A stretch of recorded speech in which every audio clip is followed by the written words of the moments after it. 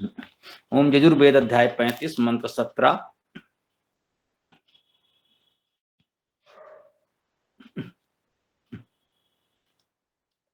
ओम आयुष्मान अग्ने हविषा वृधानो कृत प्रतीको घृत योनियेधि घृतम पीत्वा मधुचारु गव्यम पितायुव पुत्रम अभिरक्षितातिमाम। ये आयुष्मान अग्ने, अग्नि संबोधन में है, हम संबोधित कर रहे हैं हे अग्नि, हे अग्रणी प्रगतिशील ग्राही परमेश्वर, हे अग्नि आयुष्मान।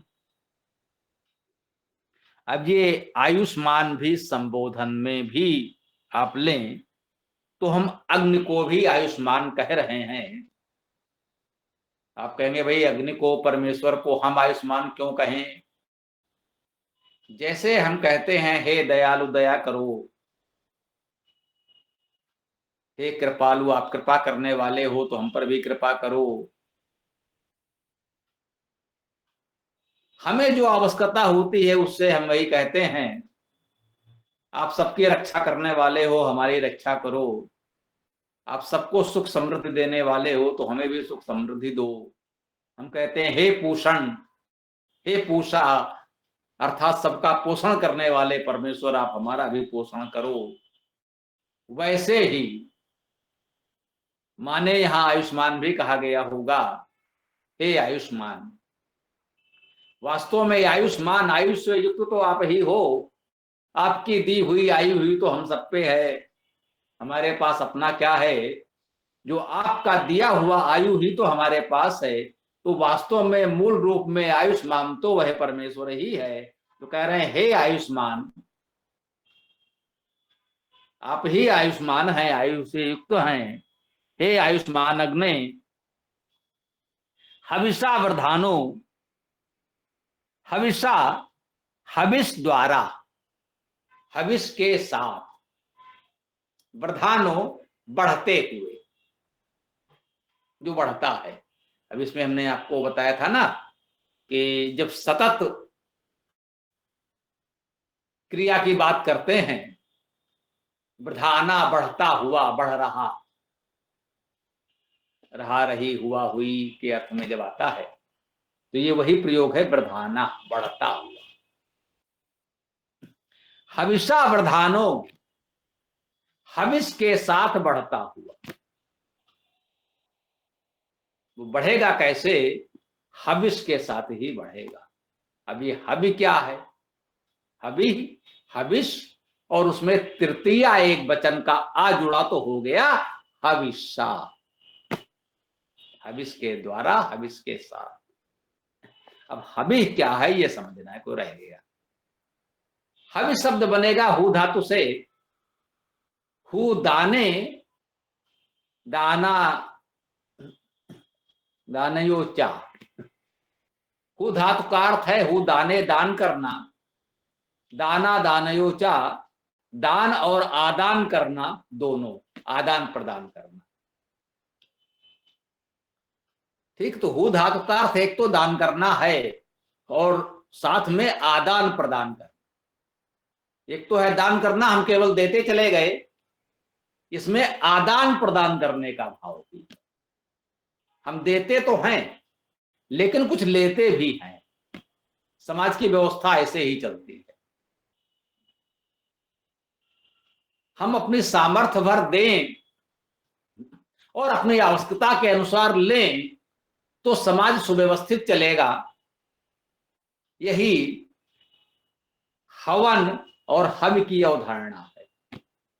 इस अवधारणा को हमें समझना है। हु धातु से हवन बनता है, जैसे हमने कहा पठ धातु से पठन बनेगा, वैसे ही हु धातु से हवन बनेगा। हु धातु का अर्थ हो गया दान करना, आदान प्रदान करना, तो हवन का अर्थ भी यही हुआ, दान और आदान प्रदान। हम हवन करें, अवश्य करें। हवन करने का अर्थ है दान और आदान प्रदान करना, अर्थात अपनी सामर्थ्य भर देना और आवश्यकता के अनुसार लेना। जिसकी सामर्थ्य अधिक है वो अधिक देगा, जिसकी सामर्थ्य उतनी नहीं है, जितनी है उतना ही देगा, और जितनी आवश्यकता है ले लेंगे, तो समाज सुव्यवस्थित चलता रहेगा। तो हबी उसी को कहा गया। इस उद्देश्य के लिए, दान के लिए, आदान प्रदान के लिए, समाज की व्यवस्था के लिए जो कुछ हमसे संभव हुआ वो हमने निकाल दिया कि भाई ये हमारी ओर से हबी, ये समाज के लिए हमने प्रस्तुत कर दिया, हमारी हबी जो हमसे संभव था हमने दे दिया। इसी से हमारा समाज चलना है, परिवार चलना है। एक छोटे से परिवार को भी देखें, परिवार में अनेक सदस्य हैं, जो जो कुछ कर सकता है उसने परिवार में ला करके दे दिया। परिवार के किसी बड़े बूढ़े को दे दिया, माँ के हाथ में रख दिया, पिताजी के हाथ में रख दिया, दादाजी दादी जी हैं उनको दे दिया। जिसकी जो सामर्थ्य है, जिस परिवार के जिस सदस्य ने जो कुछ अर्जन किया वो वहां समर्पित कर दिया। अब जो कुछ आ गया है उससे वो पूरा परिवार चलाएंगे। ऐसा तो नहीं है कि ये बहुत लाए थे तो वो खाएंगे पेट भर, और वो उतना अधिक नहीं ला पाया है तो बेचारा भूखा रहेगा परिवार में। ऐसा तो नहीं होता, होना भी नहीं चाहिए। इसी को तो परिवार कहते हैं। तो प्रत्येक परिवार में नियमित हवन होना चाहिए, ये हम भी कहते हैं। प्रत्येक परिवार में नियमित हवन होना चाहिए, तभी तो कह रहे हैं हविषा वर्धानो, इस हवि के द्वारा ही तो बढ़ सकते हैं, वृद्धि तो तभी होगी, हवि के द्वारा ही वृद्धि होगी। ये हवि प्रत्येक परिवार में अनिवार्य है। परिवार का प्रत्येक सदस्य अपनी सामर्थ्य के अनुसार अर्जन करे और वो परिवार को समर्पित कर दे, और फिर वो परिवार सबकी आवश्यकता के अनुसार जिसको जो आवश्यकता है वो दे। बच्चा पढ़ रहा है, वो अर्जन करके तो कुछ नहीं लाएगा, वो तो मांगेगा आज हमें ये पुस्तक चाहिए, आज हमें ये पुस्तका चाहिए, विद्यालय में ये शुल्क जमा करना है, उसे ये करना है, उसे जो कुछ चाहिए सो चाहिए। वो लाके कुछ नहीं दे सकता, लेकिन उसे जो चाहिए वो परिवार उसे देगा। जो लोग अर्जन कर रहे हैं वो उसमें समर्पित करेंगे, और परिवार की जो भी आय है उससे ये सब किया जाएगा। ये हवन है जो वेद कहता है प्रत्येक परिवार में होना चाहिए। हविषा प्रधानो, यदि ये हवि आप प्रस्तुत करते रहेंगे, इस हवि के द्वारा आपकी वृद्धि होती रहेगी। परिवार के स्तर पर हमने समझा परिवार की अभिवृद्धि होती रहेगी। इसी को हम समाज के स्तर पर लाएं, राष्ट्र के स्तर पर लाएं, तो समाज और राष्ट्र की भी उन्नति होगी, अभिवृद्धि होगी। हविषा वर्धाना, ये हविष की भावना होनी चाहिए, ये हवन की भावना होनी चाहिए, तभी हमारा परिवार, समाज और राष्ट्र अभिवृद्धि कर सकता है। इस मंत्र ने हमको बताया आयुष्मान अग्ने हविषा वर्धान। ये अग्नि आयुष्मान है और हविष के द्वारा बढ़ने वाला है। इसकी वृद्धि होगी तो हविष के द्वारा होगी। और आगे क्या कह रहे हैं, घृता प्रतीको घृत योनियेधि जी। वह और कैसा है, घृत प्रतीको, घृत ही उसका प्रतीक है।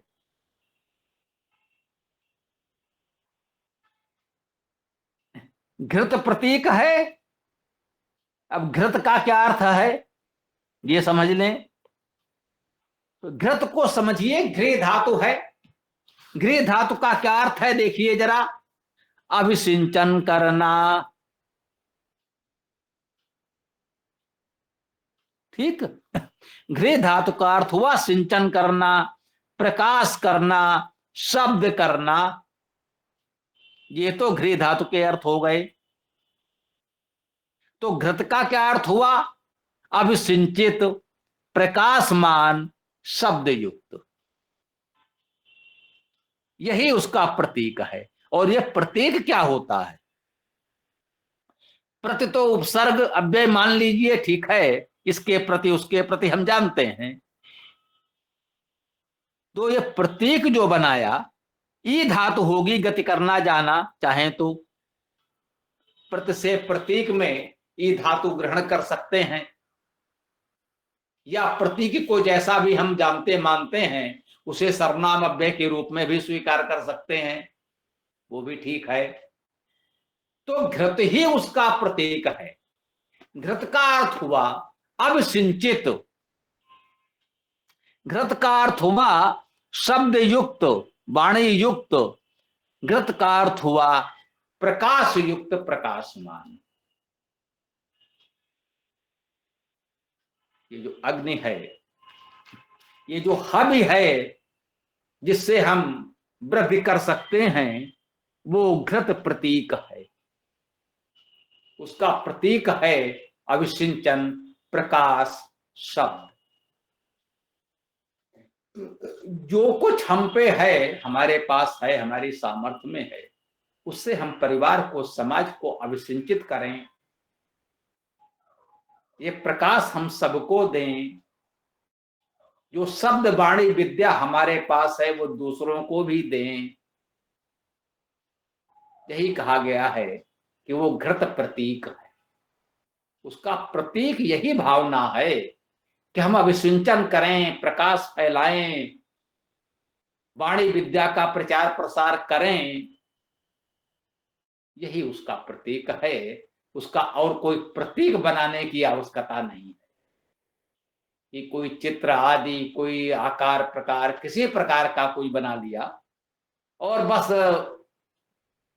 उसी को कथित रूप से श्रद्धा भावना पूजा करके हम चला दें तो उससे बात पूरी हो जाए, उससे कोई भला नहीं होने वाला। उसका प्रतीक घृत है, अभिसिंचन, प्रकाश शब्द है। यदि द्रव्य सामर्थ्य हमारे पास बहुत कुछ धन देने को न हो, जो कुछ हमारे पास विद्या का प्रकाश है, वाणी की सामर्थ्य है, उसी से हम आपकी जो सेवा कर सकते हैं करें। उसी से हम, उस विद्या से ही समाज को अवसिंचित करें, प्रकाशित करें। तो भी यही हमारा हवन है, उसमें हमारा योगदान यही है। तो ये भी समाज के हित में है। जो कर सकें करें। और कहते हैं घृत योनि ही, वो घृत प्रतीक है और घृत योनि भी है। घृत प्रतीक तो देख लिया, अब ये घृत योनि क्या है। यू धातु का अर्थ मिलाना भी है और अलग करना भी है। योनि शब्द को देखें, घृत तो हमने समझ लिया, घृत प्रतीक में ही अभिसिंचन, प्रकाश, वाणी युक्त। योनि का अर्थ क्या हुआ? यू धातु का अर्थ हुआ मिलाना और अलग करना। ये दोनों ही अर्थ हैं। तो योनि का अर्थ हुआ मिलाने और अलग करने से। जैसे हमने कहा ये हवि और हवन का अर्थ क्या हुआ? दान करना और आदान प्रदान करना। केवल देते न जाएं, केवल देने वाले में भी हो सकता है दाता होने का एक अहंकार आ जाए। तो कहा है आदान प्रदान करना। आप में बहुत सामर्थ्य है, बहुत कुछ दे रहे हैं, लेकिन यदि हम आपकी कोई सेवा करने योग्य हैं थोड़ी सी भी, तो उतना आप हमारा सहयोग भी स्वीकार कर लें विनम्रता से, तो सुव्यवस्था बनी रहे। इसीलिए प्रत्येक रूप में जो पूजा पाठ हम लोग कुछ इस तरह के आयोजन करते हैं, प्रत्येक कार्यक्रम जो करते हैं कर्मकांड, उसमें ये व्यवस्था है जो प्रसाद की वो यही। किसी भी आयोजन में बड़े बड़े धनवान लोग सहयोग करके एक बड़ा सा आयोजन संपन्न करते हैं और उसमें एक प्रसाद वितरण की व्यवस्था रखी जाती है। बड़े से बड़ा दाता दानी उसी विनम्र भाव से वो प्रसाद थोड़ा सा उसी श्रद्धा से ग्रहण करता है, स्वीकार करता है, विनम्रता से, श्रद्धा पूर्वक जिसे हम कहते हैं। तो ये आदान प्रदान का भाव वहां वो बना रहता। बहुत कुछ दिया है लेकिन वो थोड़ा सा प्रसाद उस विनम्रता से स्वीकार करता है, ग्रहण करता है। योनि में भी वो भाव है मिलाना और अलग करना दोनों, वो घृत योनि है कहा गया। अब सिंचन प्रकाश शब्द से युक्त है, वो अभिसिंचन शब्द प्रकाश का योनि है, मिलाने और अलग करने वाला है। इससे आपको मिलाएगा,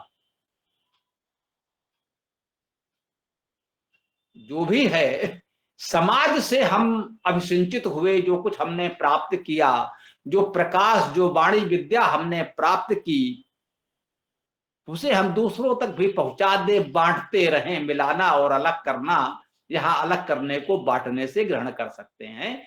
वैसे ये हम स्पष्ट कर दें, जैसे जो धातु में बहुअर्थी है, जैसे जो धातु का अर्थ मिलाना और अलग करना दोनों है, ये भी हमने आपको बताया है। दोनों में से यहाँ कौन सा अर्थ ग्रहण करेंगे? दो में से एक अर्थ हम ग्रहण करते हैं जो हमें उचित लगे, और यदि दोनों ही ग्रहण करने योग्य है तो दोनों ग्रहण कर सकते हैं। सर्वत्र दोनों अर्थ ग्रहण किए नहीं जाएंगे ऐसा आवश्यक नहीं है। यदि दोनों अर्थ ग्रहण किए जा सकते हैं तो वो भी ग्रहण किए जाएंगे, श्लेष से दोनों अर्थ होंगे। अन्यथा जो दोनों में से अधिक उपयुक्त आपको लगे वो अर्थ आप ग्रहण कर सकते हैं। इसमें दो लोगों में मतभेद भी हो सकते हैं, किसी को लगा ये वाला अर्थ अधिक उपयुक्त है, किसी को लगा वो वाला अर्थ अधिक उपयुक्त है। परंतु धातु को आपने स्वीकार किया है, धातु के दोनों अर्थ हैं आप स्वीकार कर रहे हैं, तो कौन सा अर्थ ग्रहण कर रहे हैं इसको लेकर विवाद नहीं होना चाहिए। दोनों ही हमारे लिए मान्य है। हमसे पूछेंगे तो मैं कहूंगा मैं दोनों को मान्य करता हूं। उस अर्थ से कुल मंत्र का क्या अर्थ निकला वो देख लीजिए, जो अच्छा लगे स्वीकार कर लें। तो घृत योनि ही एधि, एधि ये क्रिया है, लोट लकार मध्यम पुरुष एक वचन। अब व्याकरण की भी चर्चा हो रही है तो थोड़ी कर देते। एधि का अर्थ प्राप्त करो। ए धातु का अर्थ गति करना ही है, और गति करना के अर्थ में जानना और पाना, प्राप्त करना का अर्थ भी निहित होता है। इसलिए एधि का अर्थ प्राप्त करो, प्राप्त हो या प्राप्त करो एक ही बात है। अब आगे कह रहे हैं घृतम पीत्वा, घृत को पीकर। घृत अभिसिंचन प्रकाश शब्द वाणी जो भी है, इन गुणों को घृतम पीत्वा, पीकर, पी धातु का अर्थ पीना, त्वा प्रत्यय है, पीकर। जो बताया था सह क्रिया, एक क्रिया के साथ दूसरी क्रिया। घृत को पीकर अब कुछ और करेंगे तो करेंगे। घृतम पीत्वा, घृत को पीकर मधुचारु गव्यम। ये घृतम को पीना है, घृत क्या है, कैसा है, आगे उसके कुछ और गुण विशेषण बताए जा रहे हैं। इस मंत्र में इतनी बार तो हम लोग घृत की चर्चा कर चुके, घृत प्रतीको, घृत योनि। अब कहा घृतम पीत्वा, लेकिन इतने से संतोष नहीं हो रहा है उसे। ये घृत की और आगे व्याख्या करना उसको लग रहा है आवश्यक है, उसके कुछ और गुण बता रहे हैं। वो घृत कैसा है? मधु चारु गव्यम। वो घृत जो है वो मधु है, मधुर है। और मधु शब्द बनता है मदि आनंदे धातु से। उसका अर्थ होता है आनंद होना, प्रसन्न होना, प्रसन्न करना। मधु का अर्थ हुआ प्रसन्नतादायक, आनंददायक, आनंद प्रद, आनंद कारक। तो यह जो घृत है वो आनंददायक है, प्रसन्नता कारक है, बिल्कुल है। अभिसिंचन प्रकाश विद्या वाणी सबके लिए आनंददायक है। चारु, वह चारु है, सुंदर है, उत्तम है। चारु शब्द अव्यय आदि के रूप में भी हम लोग जानते हैं। चारु का अर्थ उत्तम, अच्छा, सुंदर आदि के रूप में, अव्यय के रूप में प्रयोग हो रहा है, अभी भी लोक भाषा में हो रहा है। परंतु इसमें चर धातु भी हो सकता है। चर धातु का अर्थ भी चलना, आचरण करना, चर से ही चरण बनता है, चरण का अर्थ चलना, जिससे चलते हैं उसे भी चरण कहते हैं। तो ये चर धातु का है अर्थ है चलना। तो चारु का अर्थ आप आचरण, विचरण, गति, प्रगति से भी लगा सकते हैं। चारु का अर्थ जो उत्तम सुंदर हम जानते हैं अव्यय के रूप में, वो भी ग्रहण कर सकते हैं। गव्यम, वो गव्य भी है। अब ये गव्य क्या है ये भी यही देखना होगा, क्योंकि गव्य में धातु क्या है, गु धातु है। गु धातु का अर्थ है शब्द करना। तो गव्य शब्द का क्या अर्थ हुआ, शब्द के योग्य। वह शब्द योग्य है, वाणी योग्य है। कौन, घृत। ये घृत की विशेषता बता रहे। घृतम पीत्वा मधुचारु गव्यम, वह घृत जो मधु है, चारु है, गव्य है, उस घृत को पीकर, पीकर ये हो गई पहले वाली क्रिया। सहक्रिया एक क्रिया के साथ दूसरी क्रिया, एक क्रिया के पश्चात दूसरी क्रिया। ठीक। अब आगे मुख्य क्रिया क्या करना है, पिता युव पुत्रम अभिरक्षतातिमाम। अभिरक्षतातिमाम कैसे, पिता युव पुत्रम, पिता यु, यु का अर्थ समान, इसके समान, पिता के समान, पुत्रम पुत्र को। जैसे पिता पुत्र को करता है वैसे ही आप क्या करेंगे, पिता यु पुत्रम, पिता के समान पुत्र को अभिरक्षतात, अभिरक्षण करें। इमाम, इसको, इमाम पुत्रम, इस पुत्र को ना, पिता यु इमाम पुत्रम अभिरक्षितात, पिता के समान इस पुत्र को रक्षण करें, इस पुत्र की भी संरक्षण करें, इस पुत्र का संरक्षण करें। यह मंत्र के अंतिम पद, अंतिम चरण में यह प्रार्थना, शुभकामना, स्तुति दी गई कि हे आयुष्मान अग्नि, हविष के द्वारा बढ़ने वाले हैं, घृत प्रतीक है, घृत योनि है, वह हमें प्राप्त हो। घृतम पीत्वा मधुचारो गव्यम पितायो पुत्रम अभिरक्षितातिमाम, कहते हैं उस घृत को पीकर, जो मधु और मधु है, चारु है, गव्य है, ऐसे घृत को पीकर पिता के समान इस पुत्र का रक्षण करें, पालन करें, संरक्षण करें। यह इस मंत्र का भाव हम आज ग्रहण करते हैं और आज की इस मंत्र चर्चा को यहाँ विराम देते हैं। आपका कोई प्रश्न विचार आदि हो तो रख सकते हैं। ओम।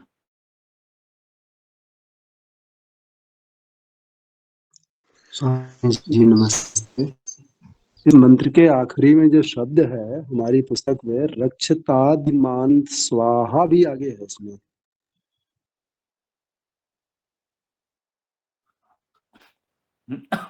जी स्वाहा है, आपकी पुस्तक में होगा।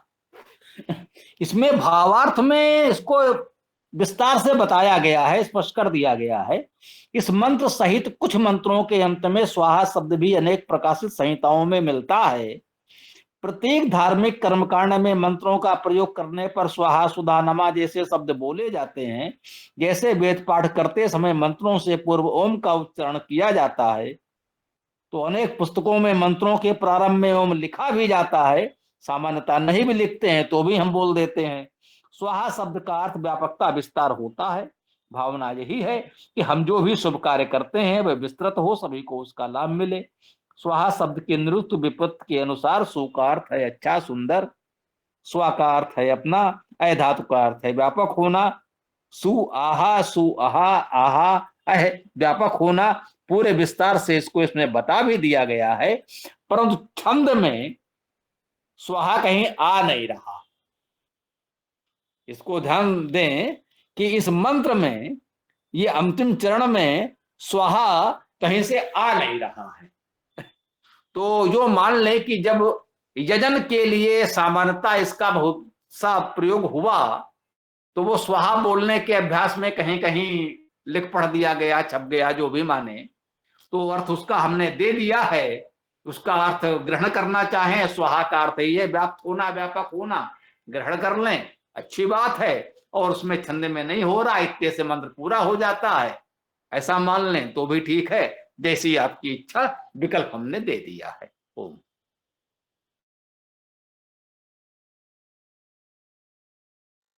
मंत्रोच्चार के समय, अग्निहोत्र के समय जब स्वाहा बोला जाता है तो वहां तो उसका अर्थ समर्पण में आता है। क्या ये दोनों एक ही बातें हैं?